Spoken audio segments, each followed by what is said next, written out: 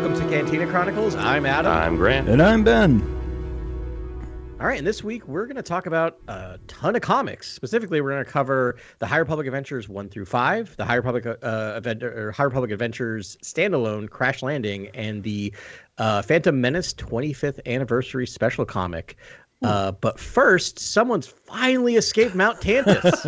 Grant, how you doing? Mount Tantus, I keep How my was head it? down because someone's out here killing Jedi, apparently. Yeah. Of course, alluding to the Acolyte trailer that we all watched, and I didn't get to cover with you guys that I'm dying to talk about. But Yeah, we got to get caught up with Grant. but as you said, Mount Tantus, Bad Batch finale. I know you guys covered it without me, and I'm so happy you guys did because for timing reasons, we had to get out there. Yeah. Share It's our exciting thoughts. news. But I cried for like 20 minutes after when that episode ended. Yeah. Like I was a wreck. And the Filoni time jump ending is just now like the chef's kissed greatest sort of like signature ending of a Star Wars creator I've seen in a while. And so it's like this Clone Wars, like these time jumps he's able to do and how much emotion he's able to invest in the characters with going forward in time and exploring where people are, 10, 15 years later. It's so captivating. And it's so just compelling. I really, really love Filoni's storytelling. It's really interesting, right? Because like I didn't really peg it as a Filoni move until now that you mentioned. I'm like, oh yeah, literally every other animated series he's done has ended with this time jump. So you would think by the third one it would feel like hacky or like trite or whatever, but boy does it not. Like you said, like it does hit you like a ton of bricks, and I think it's needed for the characters. Like you needed that nice. They're a family. They get to go off into the sunset or stay in the sunset. Yeah. Another takeaway for me was Echo. Like Echo has now jumped in my ranking as maybe one of my favorite of the batch because he just felt so heroic, like super heroic in that episode. Yeah. He reminded me of just a lot of respect for Echo. I think it was a nice little like bookend with Echo because he kind of like fell out for a while with the team and had his own missions and stuff. But when we were introduced really to the new Echo in the first Bad Batch run that was in season 7 of Clone Wars, that was the same badass Echo. Like he was kind of your POV character through that arc, and he's a badass. And I thought it was really nice that they gave him, they showed off what he could do there for the last like 4 episodes, being awesome. Yeah, and just that final standoff in the rain, the animation, the lighting.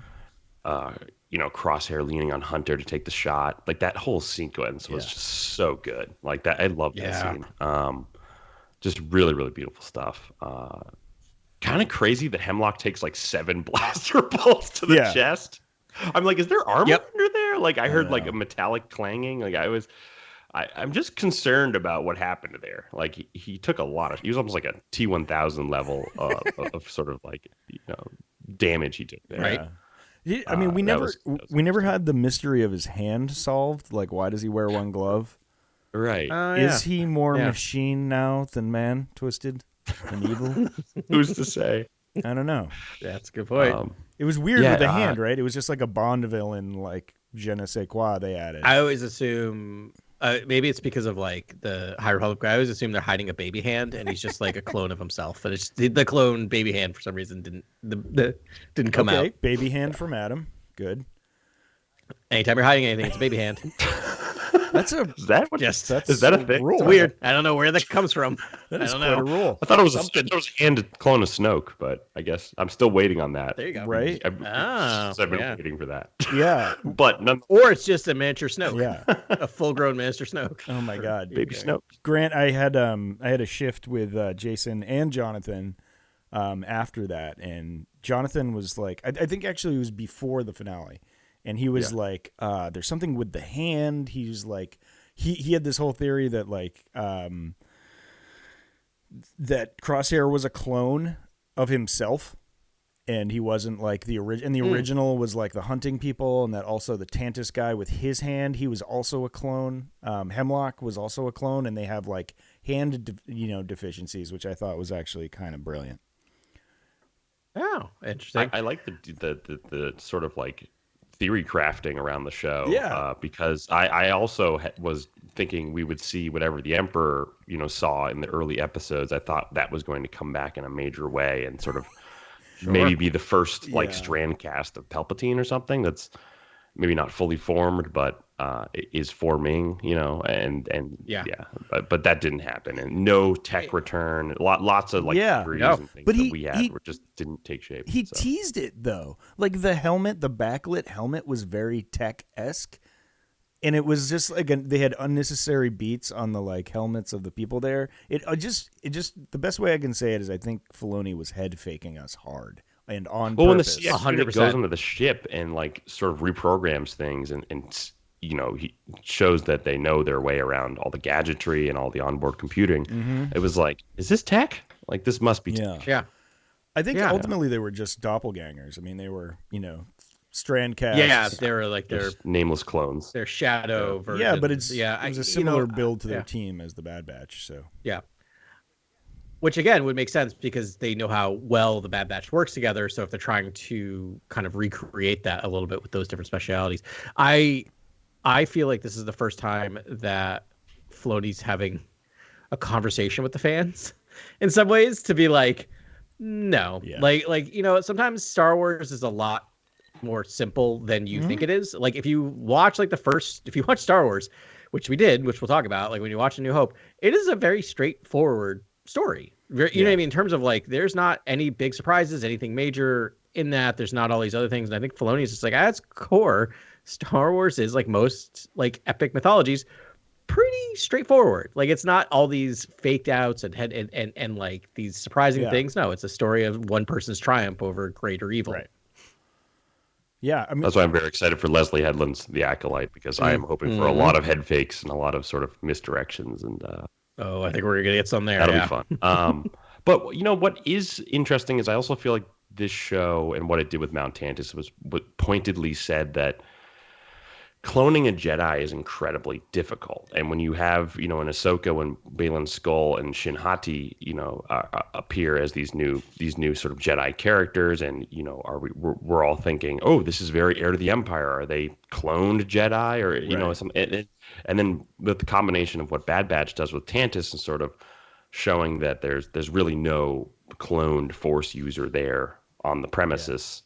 In the entire series, and the entire series actually ends with it the facility, I think, getting shuttered and all the resources being devoted to Project Stardust, which is the Death Star, obviously. And so it's I think Filoni's pointedly saying that no, the point of all of this is that Snoke is basically the end product for this, and it's even they even need Grogu. They're even trying to harvest Grogu's blood. It's a very long term cloning process as opposed to the Legends material. Yeah. And I think that's clone popped up. I think Filoni's doing. Yeah. I think that makes sense. If a clone popped up in Bad Batch, I'd be like, wait a minute. Like, why did it then take another 30 years to get anywhere close to that again, right? Like, you have to have this slow progression. Because there's still all the Pershing and Grogu stuff that I think still waiting for that to, for the other acts to sort of follow there. And that's what 20 years in the future from this, something like that. Yeah, and it's all really Filoni guided, I imagine too. So it's really Filoni reshaping, I think, the canon and the sort of dark cloning process of the Empire and the remnant Empire as well. And so it's a very long term process as opposed to, hey, these clones are on this mountain, after the Galactic Civil War. Like it's just that's too convenient almost. And so I think Filoni. In a very smart way, sort of reshaped everything with multiple projects, which is kind of amazing to think about. It's like Ahsoka, Bad Batch, the Mandalorian and Mandalorian Grogu movie that's coming up. Like I imagine these things are all working together to sort of shape what the actual cloning process is and how do we get to a Snoke? You know what I mean? Yeah. So.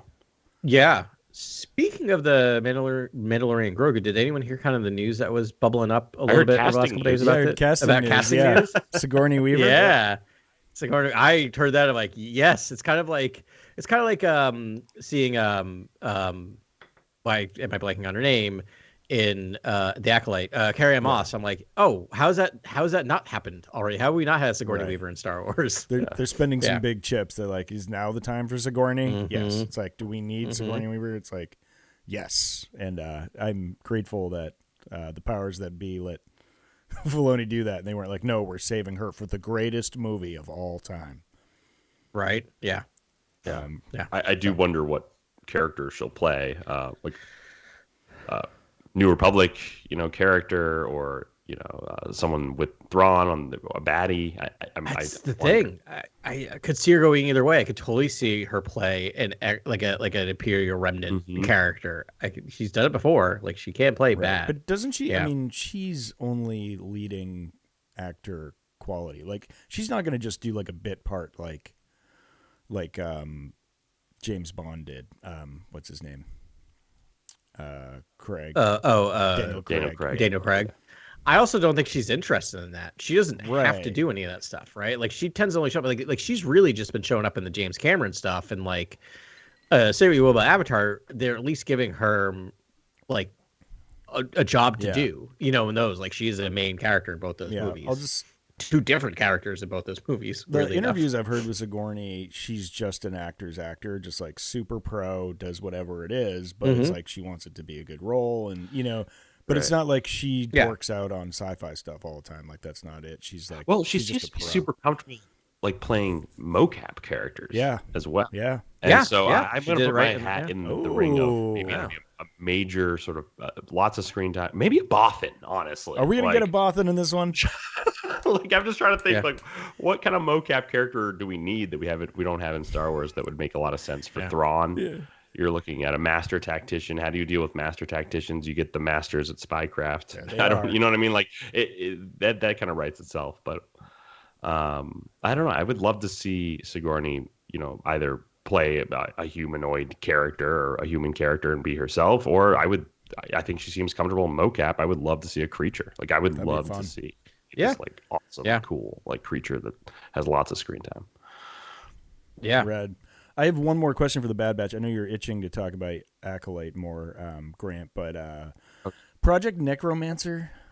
Do we just know what that is, and like the audience is supposed to know? I think I didn't say that. That was the one thing missing from my earlier sort of monologue about dark cloning and all this stuff, is that it's really Project Necromancer, right? Like, that's what we're doing here. Yeah. Show, and it's been talked about in the Mandalorian, obviously. And so we can kind of track that it started in Bad Batch with Hemlock, and then it's gone all the way to Brendel Hux, I guess, gets to be in charge of it. He's then way later, right? 20 years later, he's in charge. Brendel is Armitage's dad, right? Yes. Yeah. Also played by Domhnall Gleeson's brother. Oh, really? Okay, that's funny. In the Mandalorian random episode, yeah. It's good casting. Yes, he was in charge of Was he in charge of Necromancer, or was it a different dude? He had a lot of resources. He's in charge of Necromancer because Gideon, I think, pointedly says, cloning is your I believe so. Yeah, because he had all the resources, and Paleon had all the resources, and they were the two big swinging budgets in the galaxy. Yep. So Project Necromancer.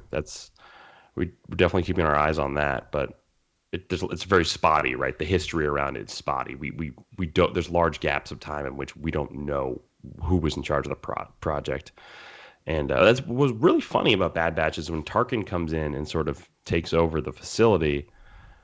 I thought to myself, well, wouldn't Palpatine want the cloning project to continue somewhere? And where's that story? Where's his motivations explored and things like that? Like, I was interested about that. So I wonder if part of this is the move to Exegol, right? Like, maybe this is when they're like, nope, we're taking everything close to the vest, like moving it over to Exegol. This was it was talked about a lot online, and people had various theories, but I think it's sort of like I bet Palpatine has more than one necromancer this is actually, site, and doing different things, and I don't know. Tantus was a big one, but like I kind of have a lot of irons in the fire guy, or he's just got to start from whole cloth again and figure something out, and eventually it'll lead him to Exegol. We know by Right. he's well encamped there by Empire Strikes Back, right? From the comics. Yeah, based on The the Darth Vader comics. Yeah. comics, yeah. Yeah. Yeah, I think the timeline We'll be books also discussing say soon. like 3 years after the the takeover of the Empire, um, Mm-hmm.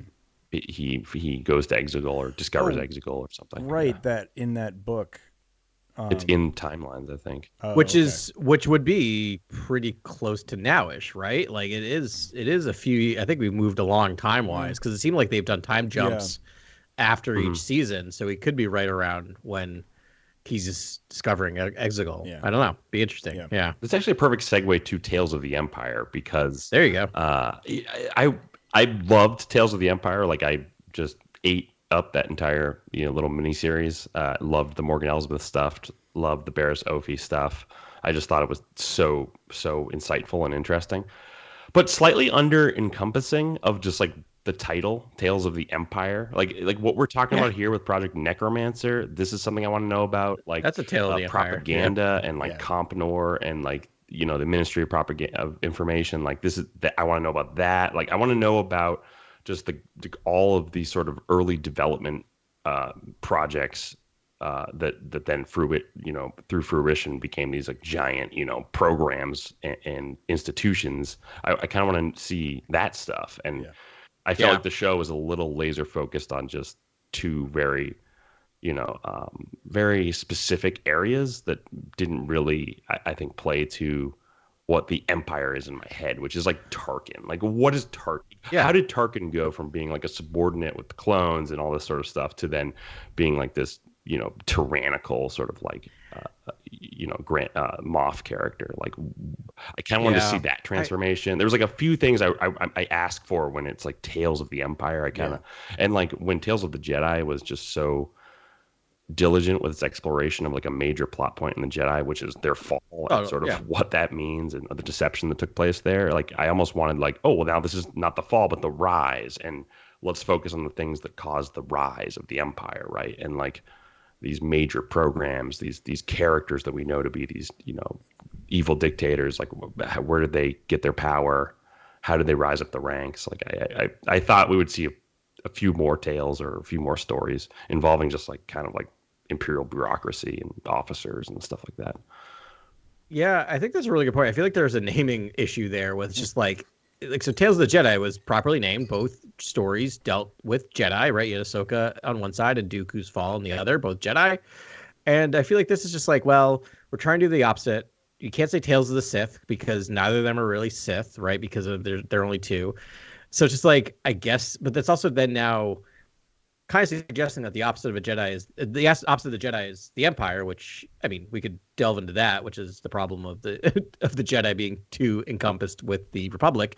But yeah, I mean, call it Tales of the Dark Side or something, because they're both dark side. It felt like it's Tales of the Dark Side now that you say that. And then because the other thing is they've got themselves lost because I'm like, yes, you should also have a Tales of the Empire properly named that deals with just Empire characters, a Tale of the Republic, a Tale of the Rebellion, a Tale of the Resistance. Like you have all these, like you can do all of these mini Tale of the Man, Tale of the Droids. You can do all of these. Tales of the Droid like, Gatra. Yeah, Tales of the Droid. Yeah, no, but yeah, I'm here for it. Yeah, Tales from Jabba's Palace, right? You can do all the naming that they did from the old books, but like by naming it Tales of the Empire, you're right. It's just kind of like that's not really what it was. It really wasn't.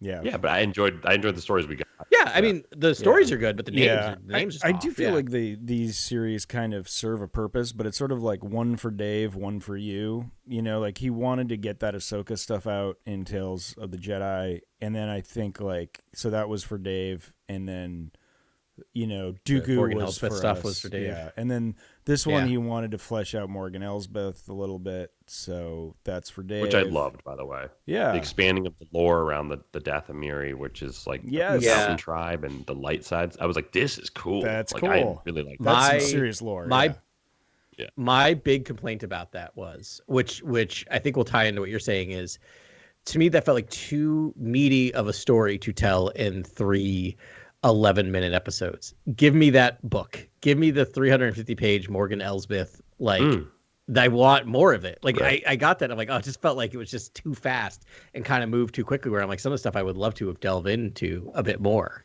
because it's super interesting. Yeah, I hope her character survives and comes back. That would be really fun from the Ahsoka series. I hope she's like defeated How'd she- death and is now like a pure like unkillable Yeah. witch sort of entity. What happened to her? She just got Stabbed chopped up by a with the blade of lightsaber, right? Talzin. Stabbed. Oh, Oh, did yeah. she get stabbed with She's the blade alive. of Talzin? That's not Yeah, good. I think so. That might be permanent. That might be I don't know. They're also zombies. Anything's Right. possible, Yeah, she's a great character, and just Yeah. I love her story, and that she's the architect of the TIE Defender was like such a cool like little ad. Yeah. I thought it was so neat. And Thrawn sort I of loved it, seeing yeah. that as imperative sort of technology, whereas everyone else is just it could care less about it. I thought that was so cool. Yeah, I love that they're just like, we're just gonna take your ideas and go away, and like that was kind of it. But like they didn't know what to do with them, and then you had Thrawn being like, "Now you are a valuable asset," and Yeah. I love that he's just like, collecting talent Yeah. around the galaxy. he's a good And the good judge of fight talent. with Rook was awesome. Like just how fast paced it was. I was like, this is like prequel era like fighting in animation, which is very cool. Yeah, it was great. Yeah. Do you want to talk Acolyte trailer? Oh my goodness. I know you have some thoughts. Oh, Yeah. I am so psyched for the show. Like I Yeah? can't wait. I'm freaking out. I've got lots of thoughts. I mean, Why don't we start with that minute of actual footage we saw in the theater? What did you think about that? oh yeah, so the fight with Indara, which is the May character, which is the sort of main character you see on the poster, in all of the trailer footage and things like that, fighting Carrie Ann Moss's Master Indara character, and it was like 3 minutes of just like pure action, and it was like this. Yeah. It was almost like Crouching Tiger, Hidden Dragon, like wushu, jumping around, floating, very acrobatic sort of fighting, which was super cool. Like that was just such fun choreography to see in Star Wars. I don't think we've seen stuff like that in live action. No. Other than maybe some of the Anakin Obi-Wan stuff in Revenge of the Sith or something. But it's like even then it's very fast. It's not this graceful, really beautiful, And no wire movements. work or anything. I thought that was so cool. It was very fast. Like I almost didn't know what to take away from the scene. It was like she comes in, says like Master Indara, and they fight, and like it's just like it was almost like they fight. Yeah. You know what I mean? Like it was like a big So I have a scene on question a screenplay, and I was like, okay, but it was cool. It looked very neat. I really liked the style. I have a question for you because I asked Ben about this last week when we talked about this because there was a giant cut. Did you catch the cut in that? Yeah, it just felt jarring. Like it didn't. It felt like when they were having the conversation, they cut out a ton ton of dialogue. There's a lot of. I'm sure there's a lot of important plot stuff because I was just like, it was so abrupt. I'm like, wait, what? Just now they're fighting. I'm like, no, that's they cut out like 2 minutes of talking probably. Yeah. Yeah. And after having seen that last trailer, it looks like the May character is walking out of like that same cantina, but it looks like desolate and like there's a lightsaber on the ground. I do wonder if Carrie Ann Moss character gets killed right away. If this is all just one of the Jedi, maybe the very Jedi that they talk about being killed and putting everyone on high alert. Like it's. And then it's even in the poster. I think her lightsaber is on the poster with the blood smear. And I was like, oh, does Master Indara die? Is this the character that dies and sort of, puts everyone on edge? Like they could be giving us a Qui-Gon, like their version of Qui-Gon in terms of like killing off your, someone early-ish on in terms of a television show. Yeah, that'd be an amazing That fight move. scene, she looked like she was playing with her food. Like, and she looked a long way from getting injured at all by anything that Acolyte could do. I think she stopped a knife stab with like the Force and was just like she did. I remember that. Yeah, she did do that. Yeah, there's a lot of great stuff in there. Someday I want to talk about the Force with you guys and like list all the Force powers we've ever heard. I've just been like someone, I don't know, it was some dumb meme where it's like, oh, a Jedi versus something else, and they just sort of said, well, Jedi just sort of have these mild telekinetic powers. And when you think of like what the actual powers are, like what makes Jedi cool, and like why are they, because they're not superheroes, they're like kind of have this other thing, and it's their doctrine. But that's for another day. But I've just been thinking about that a lot lately, and just tracking, like, every time I see a new force power, I like write it down, and I'm like, okay, there's like, I don't know, Yeah, there's a I lot also of found new stuff. Yeah. yeah, but then the trailer, I think, gives you a lot more than the sort of action snippet that we saw. The trailer itself, the most recent trailer, just had so much in it. Like, I was surprised that we got as much as we did in that trailer. A far better look at sort of the masked warrior at the end. Lots of really like quick shots that sort of like felt like they were later, maybe episode 2, 3, 4 area of the series. The Khmer character saying, the Jedi say they're the Jedi, as an excuse for their galactic domination. The Jedi say, or the Jedi use peace as their excuse for like their galactic domination or whatever. And then he says, but peace is a lie. And that's like, if we all know that's the first, sentence of the Sith code, basically. Sith code, yeah. So it's I cannot wait because I love the Jedi and I think the Jedi are right and good, but boy do I love when a bad guy will just take on philosophy to destroy someone, right? Like I love that idea of just like taking apart philosophy, right? I just think that's such great writing, and so it's such an interesting place to get a character down themselves. Did I tell you I have a theory about the mask? Not the mask, but remember when we talked about this originally? We're like, well, how do all these Jedi die or not? Because if they see a Sith, like, how do they survive and be able to like talk about? Yeah, let's this? talk about that, because that's actually, I wanted to get there. So yeah, Mammon. Remember, Mammon's mask can take people over. Remember? So I'm wondering if we're not dealing with, if the way they're going to get around this, if that's not a possession. And so you're not actually fighting an actual current Sith. You're fighting a Sith Phantom. That's my little nervous theory about how they don't kill all of those people and allow to keep the actual canon of we haven't seen a Sith for a generation or 1,000, whatever that is. That's my little thought when I was looking at it. and that's interesting because I had a similar thought, because the smile on the mask almost looks like sort of the renderings of Abeloth from way back. Oh, really? Legends books and things like that. And so I was like, could this be a sort of relic? Could this mask itself be a relic? And could that be, like what you said, Adam, like possessing people?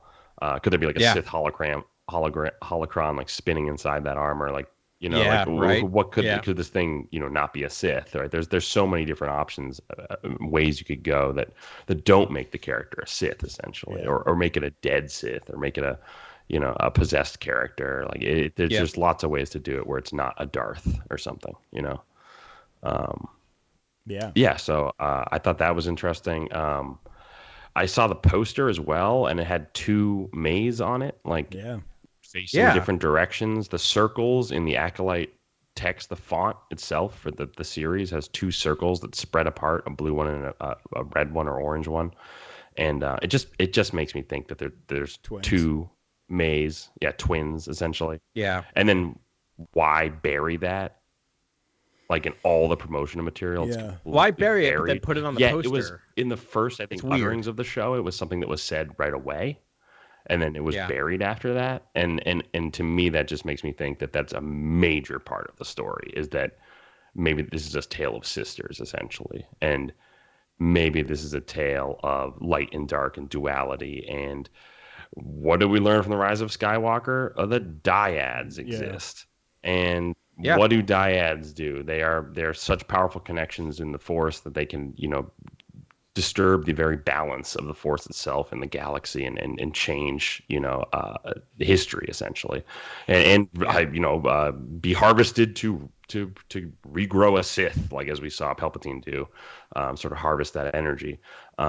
It's, to me, maybe the Jedi are burying the lead on dyads, and maybe they don't want dyads to exist, because how do you control something that's as powerful as a dyadic relationship? Right. Is that something that the Jedi know are well learned on, and sort of hiding and keeping secret and separating? Are they separating people out who are dyads? You know what I mean?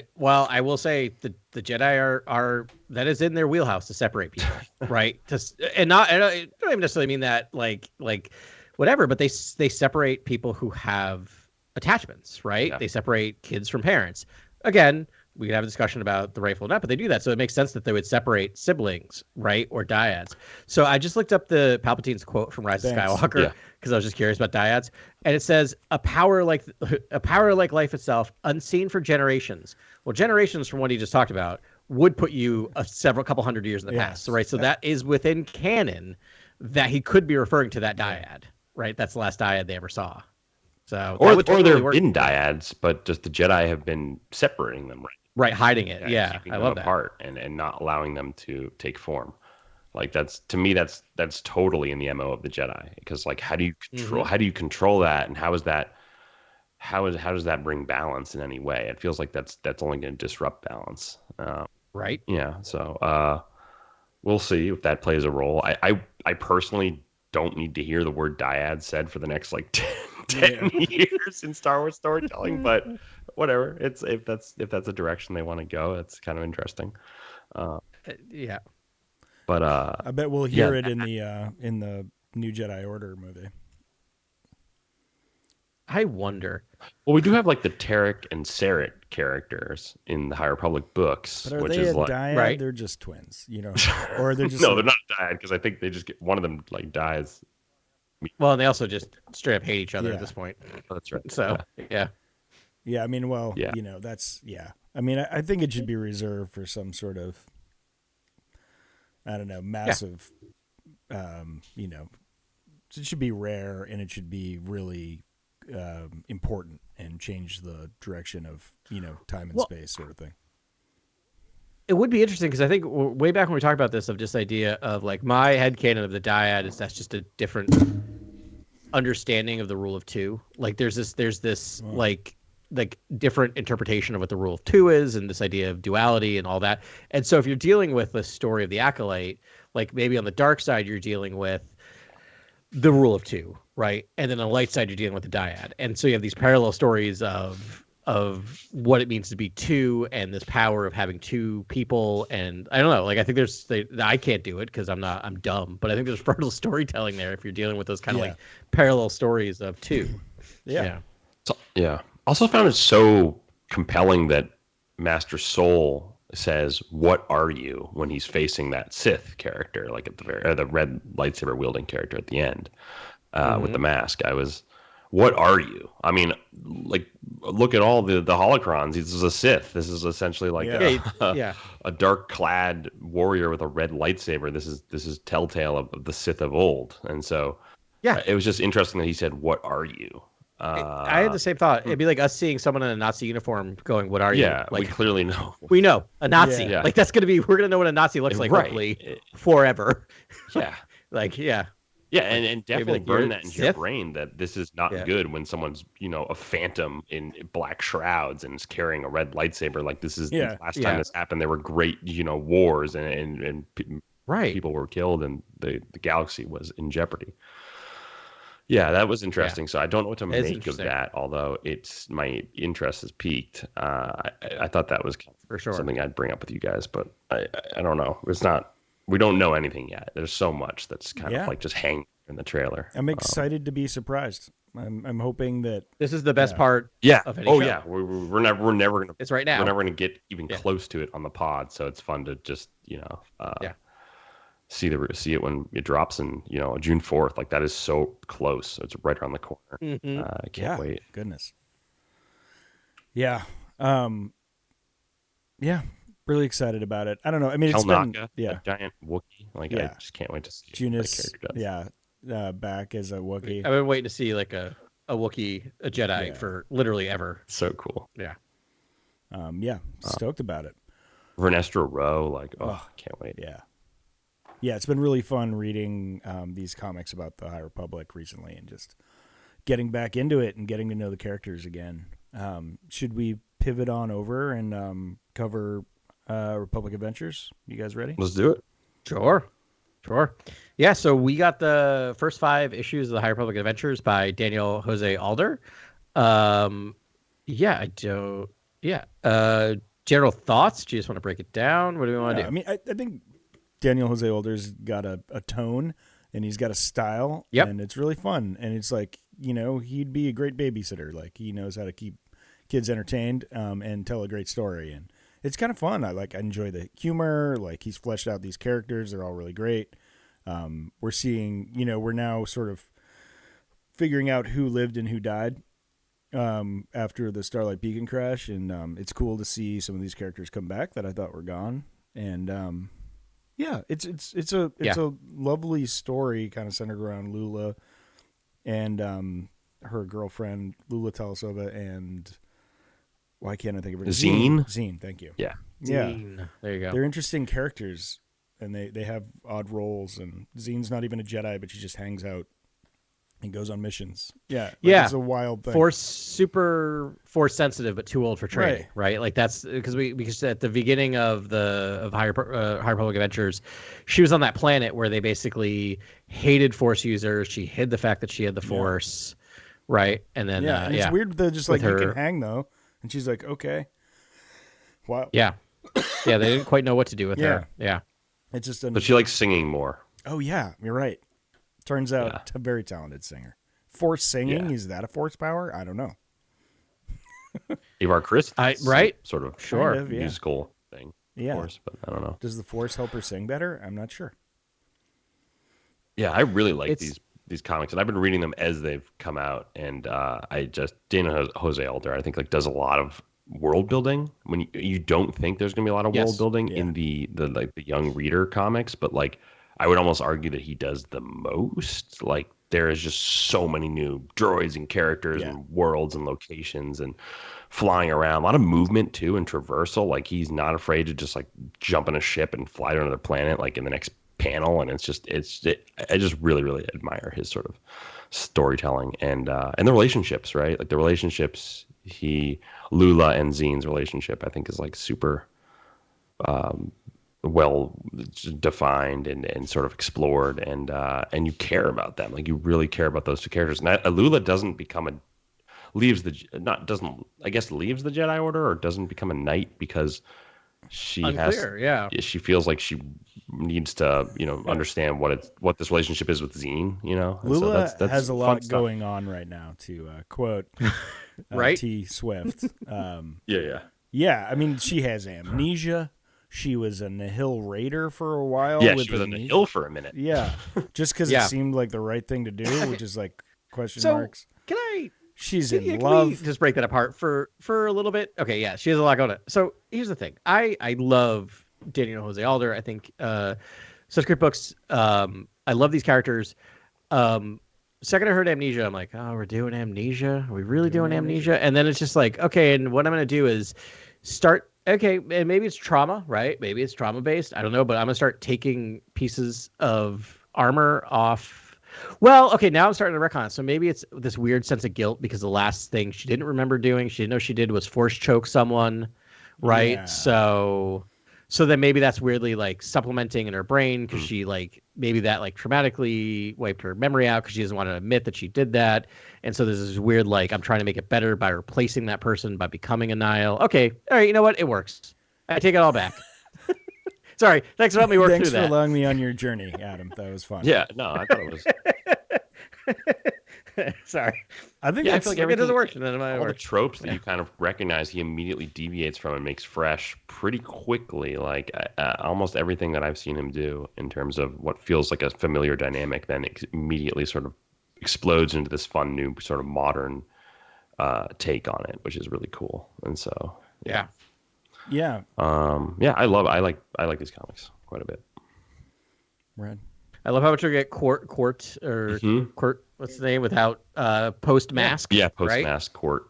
Yeah, just being a Jedi. They had a real badass team assembled there, which was fun to see them all doing their thing and in operation. Like just always great action sequences and series that go on in these. Buckets of Blood lives. I was gonna say that's good. That's a good one. Yeah, and the other thing I was gonna say too is like for not young readers, because these are not really young readers. They're young whatever. Adult. I guess they're young adults, which I think is what they're saying is like teenagers, right? Because like it's dark. Like like the jailers just space everyone. right? Which is a great moment of like Jedi heroics, where like the Jedi that were amongst the people were just like, well, no one can survive long in space, but we're Jedi, so we can probably survive longer to help others. Like it was a great moment of like Jedi heroics of just like, I'm gonna use my last breath to save all these other people. Yeah. We also got a little power check on the Nameless, because we had a couple Nameless puppies that were a little cute.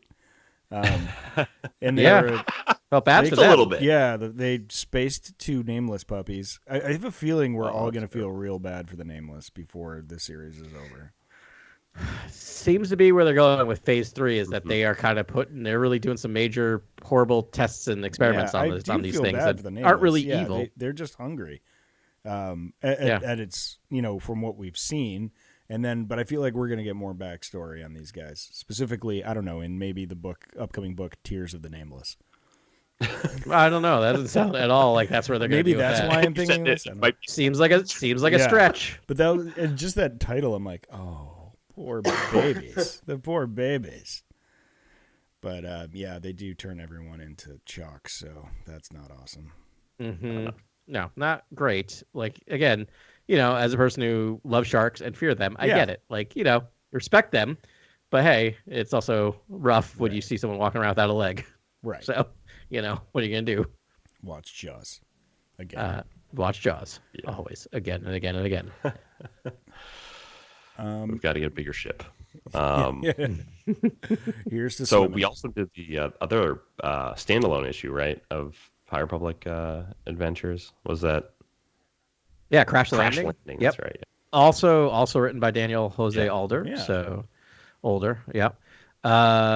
So we got this kind of like dovetailing narrative, right? So in the High Republic Adventures main run, we get this scene in the nightclub, right, where we get our character Crash, which I was trying to figure out from a previous series. Just if only I could Google. Yeah, it. she's definitely in another book.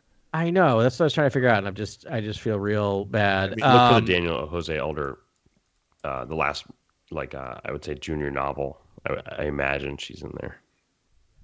Alyssa Ong.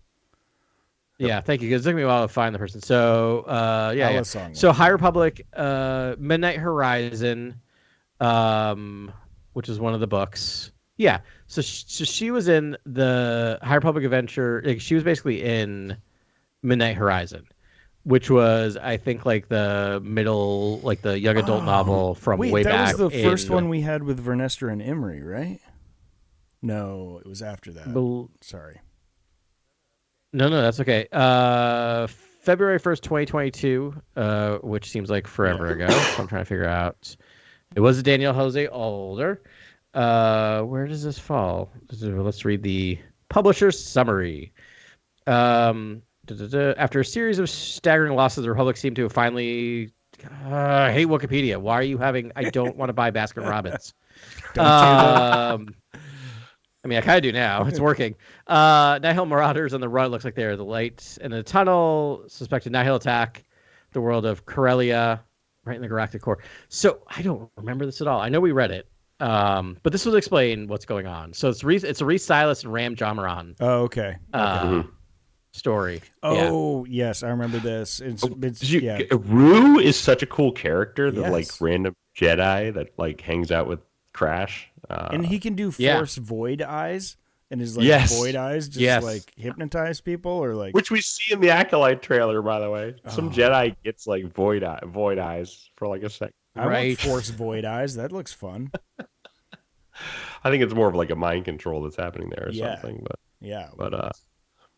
he's very cool. I like the Rue character quite a bit. So. Kind of merciless and pretty dark, like you said, Adam. Daniel Jose Alder is not afraid to when they capture that, I don't know, whatever that character who's trying to attack them. I don't know if it's at the prison or earlier, or gives them the location of Crix's, the prison and stuff like that. But she's it's time. I sentence you to death. And it doesn't finish the sentence, but it's Rue is right there with the lightsaber ready to kill that guy. And I was just this is wild. She's just going to kill every Nihil until she gets to the eye, and I think that's such a fun character. It's doing what the Jedi are doing, but just on a different scale and sort of as a sort of like ragtag, group. Yeah, and found a way to bring Crix back into the situation here. I was gonna say, and which is great. We know his humble beginnings with Zine on that force-hating planet, and they're diverting. I'm not gonna say dyad. They're two connected couple of people that have this parallel stories. So he's back in the thing, and he's full like lying liarly, and and Zine is where she's at. Looks like ready to go jaunt off to. But he does earnestly. Does he earnestly want to reconnect with Zine like Crix? I feel like he does want to reconnect with Zine. Does he? I thought they had kind of. I don't know. Yeah, they'll always be connected, right? But I thought they had a pretty severe impasse the last time they got together. It was just sort of like, tough parting of ways. Yeah. They sort of like, okay, we're going to agree to disagree on this. It's tough, right? But I feel like he's now officially been kind of like thrown off by his adopted father, Marchion Ro, right? So I feel like that's like the natural. Well, now I'm just going to go back to the last person that made me feel good, right? Yeah. Who was Zine. So I feel like he might have. I felt it was honest too, in a very damaged human being way, right? Like I don't think Annie's got no chance. I mean, she's in a new relationship. Yeah, no. But I wonder if like they'll have a somewhat of a, not like yes, we're best friends now, but thank you, do better type of discussion. Yeah. He has an opportunity to be on the right side and do the right thing. We'll see if he does it or not. I'm gonna put my money on no, but we'll see. Yeah, we shall He's see. No Crosshair, I'll tell you that. We shall see. Oh, I do not expect a long form redemption arc with this character. No. Yeah. Again, I got to just take my hat off to the Crosshair redemption arc. That was spectacular. Oh, it's so good. Yeah, for a character that I think we talked about last week that you could probably find on air numerous times me saying, no, done, hate him, never coming back, do not believe in his redemption. And now I'm like, oh, one of my favorite redemption arcs in all Star Wars. Welcome, really well done. It's so good. Yeah. Happy to be wrong. Right on. Should we? There was also a single issue of the Phantom Menace. They did a one-issue 25th anniversary special of the Phantom Menace, and I've seen these before, and usually they just kind of go through what happened in the movie or the book, if it's a book adaptation or something like that. But this was not. Yeah, I just kind of I started flipping through it. No, I started flipping through it, just going, all right, so I'm just gonna kind of reread the telling, and then like page one immediately, I'm like, wait, what's happening now? Like this is not. Yeah, so no, and this is Greg Pak who did his run on Vader, right? And does the same thing he does with Vader, which is tells like flashbacks, flash sideways, like this idea of just like dream storytelling, which I really loved, and having just rewatched the movies in the theater. Oh, great! That reminds me, we still have to talk about Empire with you. We'll talk about it at the end of this. But like seeing that, because I read this before we watched Phantom Menace. So like the thing where Obi-Wan and Qui-Gon are on the landing pad saying, "But he's dangerous. Can't you see it?" Where I'm like, was Anakin there? Did Anakin hear it? And he does in the movie too. And I'm like, that is rough. Like I forgot about that. And the nice little like they build on that a little bit in this comic. But I'm like, oh yeah, that's a major moment, I think, that sometimes gets he's like, missed, Qui-Gon, I don't want to be a problem. Yeah. And he's like, no, you're good. And it shows Obi-Wan sort of like figuring out the right thing to say. It's just sort of like his body's like, I hate it. I don't want this. I hate it. This is a bad idea. I hate it. But he's just like, there's a little boy here whose future and life is in my hands. Yeah. And he's like, I want to do this for you. But that's the thing is like, I also think now I'm like, I almost like have like completely restructured my thinking about Anakin and Obi-Wan based on that single moment, because like that feels like a core memory moment for Anakin, where no matter what, like he will always think back to the person who ends up being forced in some ways. Not, I chose to be I'm doing this because it's right. First of all, I'm doing this because I promised someone, which is not a good reason. That does not make you feel loved. And then the thing before that you heard is he thinks I'm dangerous. So he thinks I'm dangerous, and he's doing this because he promised someone. Like, how could Anakin ever feel like Obi-Wan had any belief or faith in him with those two moments before he ever took him on as a Padawan? Yeah. Right. It is doomed. That's why I think from they the start. added a couple more lines in this comic to make it be like, that Obi-Wan wasn't completely oblivious to, like empathetic to Anakin's plight. Because I think they just added a couple more things. He's like, no, I'm doing this for you. And, it just sort of fleshed it out a little bit and made him not look so heartless. Yeah, I mean, there's so much objectivity in that council scene with Anakin when they're talking about his fears and his mother. Yeah. In the film, what Greg Pak does so well is, like you said, he fleshes it out. You actually get that internal thought process for Anakin, what he's thinking about, what he's afraid about.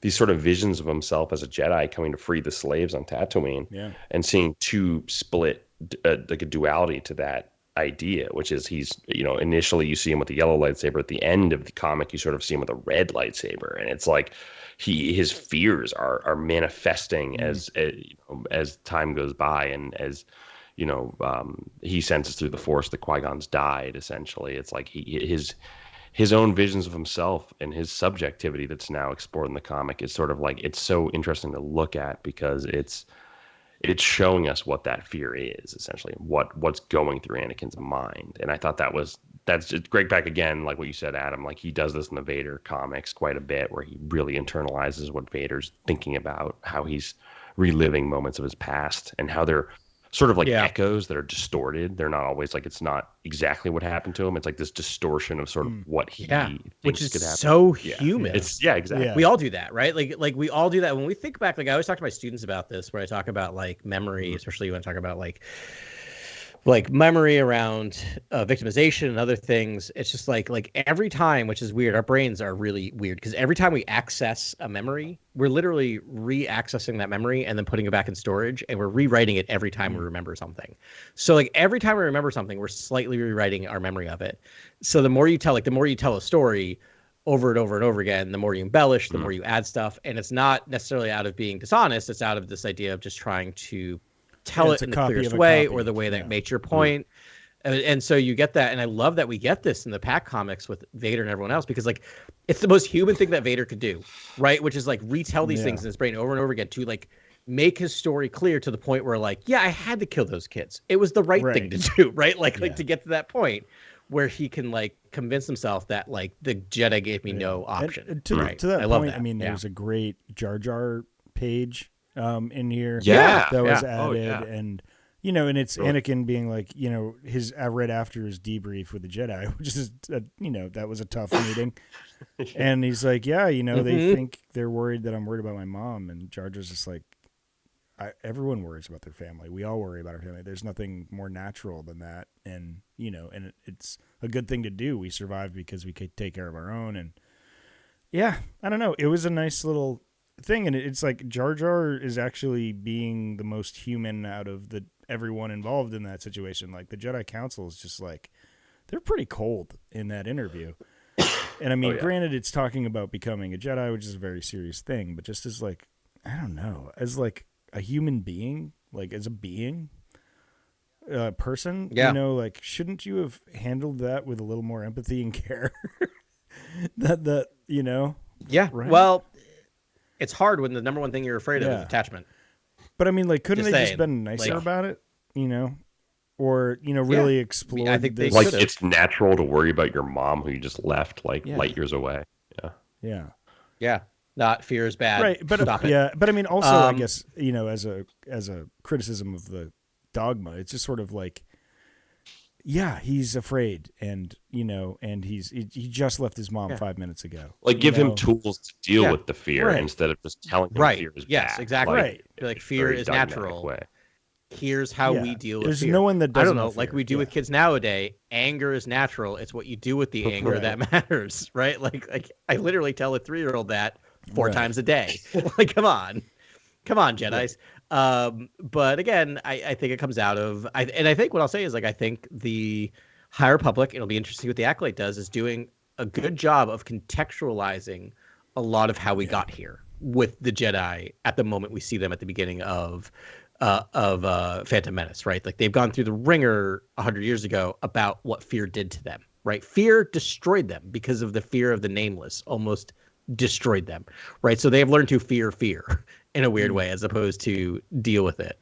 I have a couple of questions about the comic.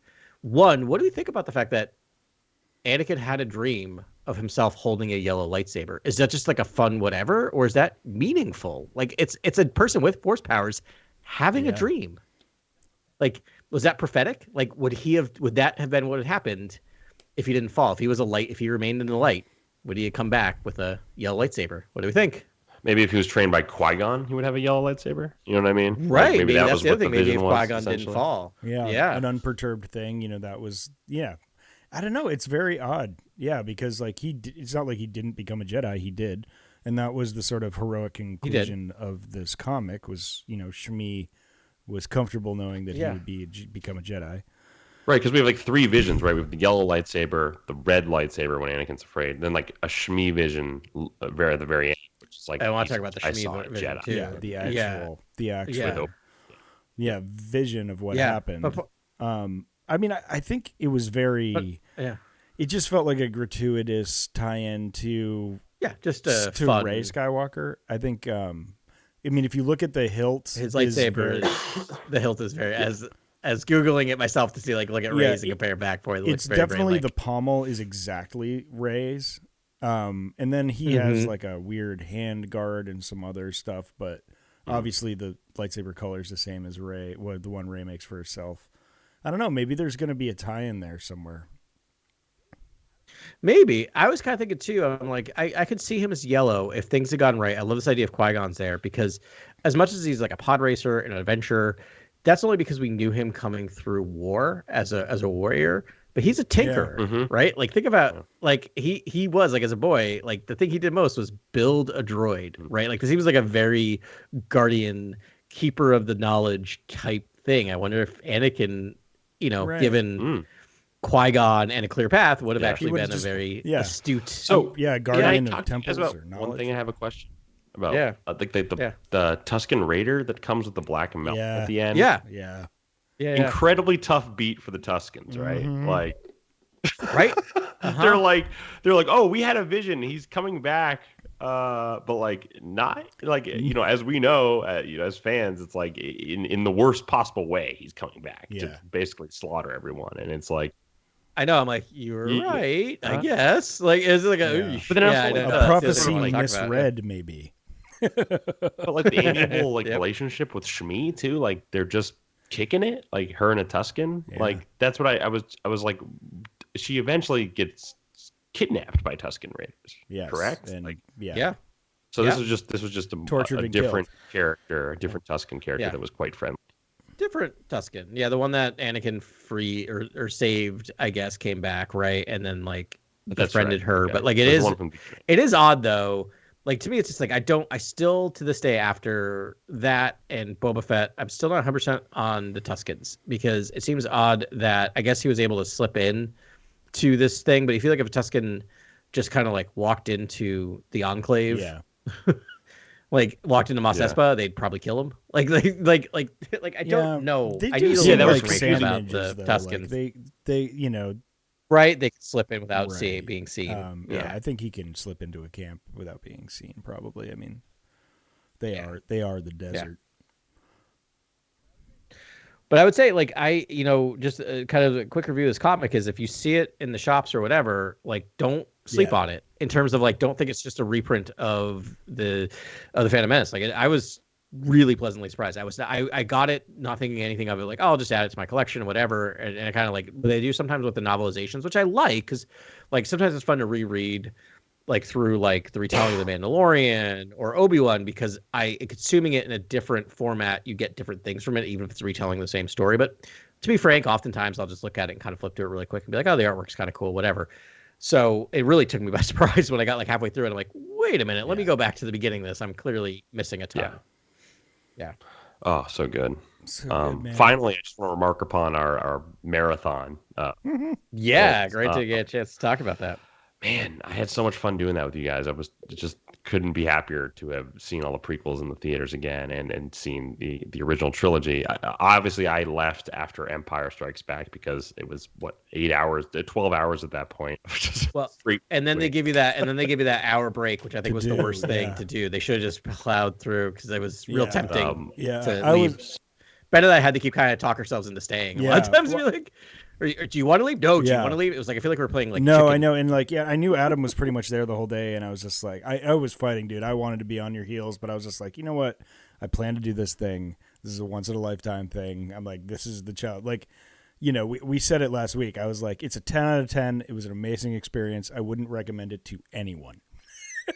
Nope, never do it again. And the movie's feeling a warm blanket too, so I did nod off quite a bit during the prequels. But God, when A New Hope happened in Empire, I was leaning forward, and I was just amazed by the quality of the image, and so I was so happy. I loved watching the prequels again, and in fact, for whatever reason, when Rise of the or Revenge of the Sith was on, not Revenge of the Sith, Return of the Sith. Thank you. Why? Yeah. Revenge of the Sith. Yeah. Right? Okay. Revenge of the Sith. Sorry. Are you still there? Are you still there, Ben? Yeah, I know. I really, really enjoyed that. Me too. Yeah, but unfortunately, I just ran out of gas for the two movies that I most wanted to see that were shown from 3:30 in the morning till 5 in the morning or 7 in the morning, and I was dipping in and out of consciousness on, and I was like so badly. I was like, oh, I just want to watch Empire so bad, and it was like I could not keep my eyes open. But yeah, so good for you for taking notes. Anything new you saw in that, Grant? Well, just the quality of the print that we saw, we're just incredibly lucky because I've just noticed that on Disney Plus it can get quite noisy in the sort of shadowy vignetted corners of the frame. Yeah. Especially on Bespin and in sort of the carbon freezing chamber. And that scene just looked so crisp and polished and beautiful, and it was just ideal to see it in theaters, and it was so special to see that movie in particular in theaters, and just being able to say that you've seen Empire in a theater is a really, really fun, awesome fact about your Star Wars fandom. Yeah. I'm glad you could say that. I don't think I could say that. I think I could say that, but I think I saw it in 1997 was the last time I saw it in theaters, because the more you talk about scenes from that movie, I'm like, yeah, I think I slept through that scene. Yeah, you did. I did look over. I didn't see that. Yeah. I told the story before the podcast, but I kept waking up like every 15 minutes to check, because I know Grant was like number one thing wanted to see Empire, and I kept like waking up and checking over to make sure Grant was watching, because I'm like, Grant really needs this. Yeah. He's been waiting for this, and he'd be doing it. And I'm like, okay, good, I can go back to sleep. Grant's still dialed in. Yeah, I missed most of Dagobah, but I do remember I got some of Bespin in there, so I was like, okay. And most of Hoth. I think you and I were similar sleep schedules. Yeah, I think I got all Hoth. I did not see Kenobi come back. I know I nodded off. I nodded off about from Kenobi. I woke up. I remember waking up and hearing the I slept through the Tauntaun. I woke up when the speeders came by. For some reason, that sound always wakes me up. That like that the Wedge and everyone else coming over the horizon. So that noise. Yeah. And Rogue 2, that guy is just like, Rogue got him. Yeah. I think I found him. Yeah. I think I found him. Yeah. Yeah, that's a great scene, man. Super bright. Yeah.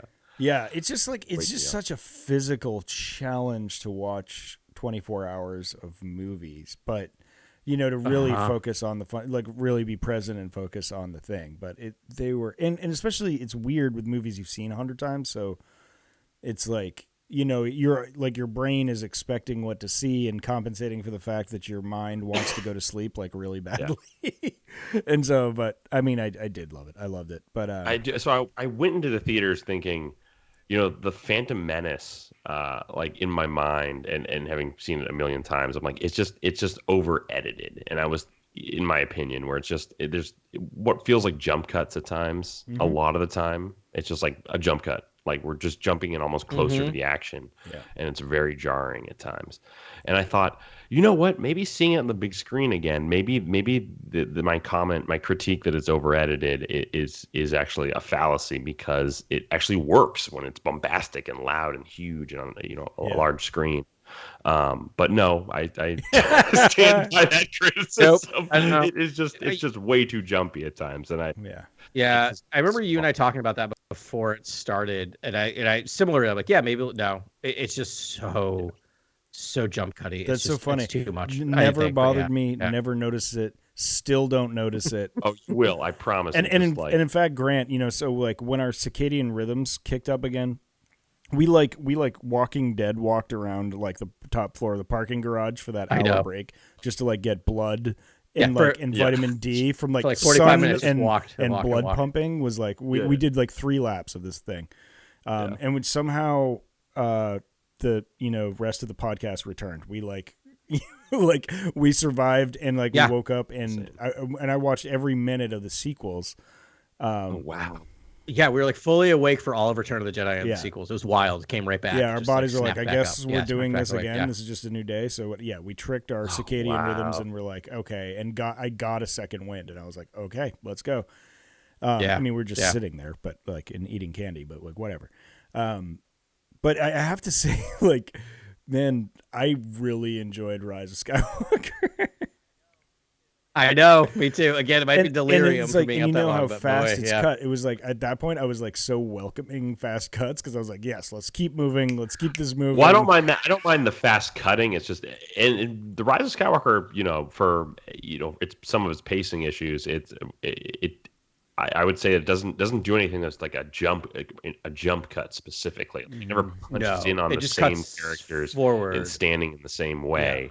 That feels jarring. It doesn't do any sort of any of that stuff. The only line that made me cringe was "They fly now, they fly now, they fly now," which is just but I mean, might be the worst. After watching all of them in a row, it's like if you don't get like a sequence of cringy dialogue, I don't know if it's a Star Wars. Like, does that need to be a pillar? I don't know. No, maybe, yeah. I like it. But other than dialogue, that, 10 out of 10. Loved it. Yeah. Had a great time. That's incredible. Yeah, so much fun. And it really does tie together because it's like the whole prequels are about like preserving life and like living forever and doing that. And then like, the sequels, they have that ability and they use that ability. And it's, I don't know, it kind of shakes hands well on 2 ends of the spectrum. Yeah. It really is like you watch all 9 in a row. You're like, oh, there is some like tone poetry going on. And in the middle of it, it does rhyme forever. They find out that Jedis can live forever, and there's ghosts and like Force ghosts in that, and then there's like Force heal and bringing people back from death, and it does the whole thing. It's kind of wild. Yeah, and it does, and they all keep the same feel. You can see what they're doing, but it was a blast. And Rey's vision in the thing totally makes sense to me now. Yeah. Because she saw herself and she saw Kylo, and then Kylo went into her to help her live, and that's why there was just one of her at the end. Kylo, I'm not sure what vision you're talking about now. So in the vision in the cave, in the second in the cave, and so she sees herself, right? She sees 2 people that she thinks are mom and dad. It's her and Kylo, and then Kylo saves her, right? Kylo becomes her at the end of Rise of Skywalker. Now, granted, they did not know that's what was happening when they saw that scene, but it works whenever they're like writerly writing it, right? Because then she only sees herself, right? Because Kylo sacrificed himself to save her. Wow. So the 2 become one. See, heard it here first. Yeah. Head canon. It's like love it. Yeah. Yeah. They totally. Hey, Lucas claimed that he knew all the stuff he was writing, even though there was supposed to be. What was the name of the other Skywalker? I can never remember the other name of the thing that was supposed to be Marie Skywalker. Google Marie Skywalker if you want a whole thing, because that was supposed to be the sister, not Leia. But like I love the fact that like when you talk to Lucas, for a long time he's like, no, I had it all planned from the beginning. So like, why can't we'll just do the same? We'll just do the same lie with the sequels. Marie Skywalker sounds like a Jedi that like wears flower printed muumuus and like knits boots for cats. It sounds like a cat. It's real not good. Yeah. But that's cool too. I'm glad you guys enjoyed those films because they're fun. We all did our best, and that's what's important. And it was a really fun experience, and that was also. I will never drink Coke Zero again in my life, even though I just had some Even though I just had another. Having one right now. No. Oh, I had one yesterday at my show. I bought one for the show, and then I didn't need to use it, so I was like, well, I'll just put some vodka in this and drink it on stage.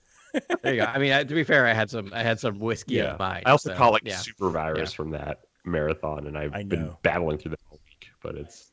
I know. I just have been waiting for it to hit me, but luckily I think lack of dodged it somehow. A few alcoholic beverages definitely didn't help my cause for thing. Maybe. Yeah. Yeah, no, it was it was a petri dish, dude. Like I'm so I don't know how Adam and I dodged it. Oh, the smell I know alone. there's a dude on the other side of us.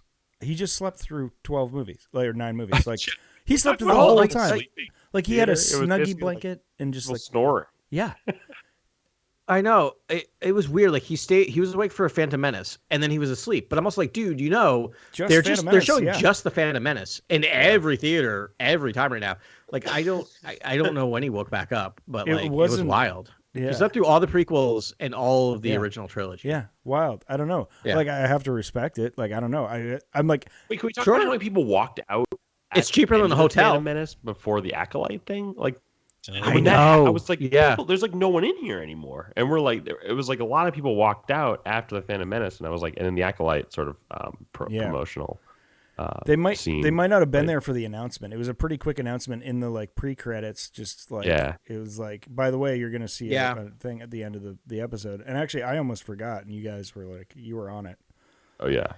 Yeah, that's right. Oh, I will say my one accomplishment that I was really trying to do is I saw all 9 crawls. I didn't miss a single crawl. That was my goal for the night. Is I saw all 9 crawls, which I still love. Rise of Skywalker is always like I don't know if it's the best, but it's sometimes my favorite because just I remember watching it with Grant and just Grant and I going, what? Like just like this is wild. Yeah. A New Hope is still my favorite crawl of all time. Like it's such a good best. crawl. It is. It's the perfect thing. So and an even better movie. Yeah. That's true. They made an entire movie out of a crawl. It's a great movie. Yeah. Well. If you want to talk a little bit of programming for a second on air. So we could do a little more comics. We are pretty caught up, but the Darth Vader did just end a run. So there's 4 issues of Darth Vader, 42 to 45, called Rise of the Schism Imperial. That's right. If we want to do that next week, do we want to talk some Darth Vader? That's not an event. That's a group of people. Yes, that is. That is a rise of individuals that are interesting. Interesting group of people. I can't wait to meet the schism. They love Tool. But so it's like the first part of that. And the free comic book day comic that came out. Yeah, that came out. If anyone is interested, if you didn't go to your comic book shop to get it on Free Comic Book Day, they do weirdly put it up for free on Marvel Unlimited, which to me seems to defeat the point of Free Comic Book Day and makes me angry as a person trying to support comic book stores. But anyway, if you want to read it, it's on there. But yeah, that is a nice little kind of connects to Vader and just the Vader run and the Star Wars run. Yep. Star Wars and Vader. Yeah, I think there's 2 respective different. All right, so we'll talk about that next week as well. That'll be fun. Cool. Yeah. And then probably other things. Other stuff. Yeah, lots of news, I'm sure. Yeah, there's so many. Skeleton Crew we forgot to talk about today, but we can talk about that next week as well. Yeah, Christmas time. I didn't see there was some CinemaCon, I think, in Christmas time, and they're doing some. I guess we'll talk about it, but they're doing some stop motion. Yep. Yeah, we'll talk about it next week. Can't wait. Oh my gosh. Yeah, well, I miss all that. All right, we'll talk about that next week. That's great. And then we've got a couple other special episodes. We have cooking and games and other content, and always got some ideas to keep it fresh during the lulls. We don't have much of a lull here, just a couple weeks, and then we get Acolytes. So no, a couple weeks. That'll be super great. Thanks for joining us here at the bar, as always. Sunday night, saddling up, weirdos at the bar on a Sunday night. Happy to be them. McClunky. Yeah, McClunky. McClunky.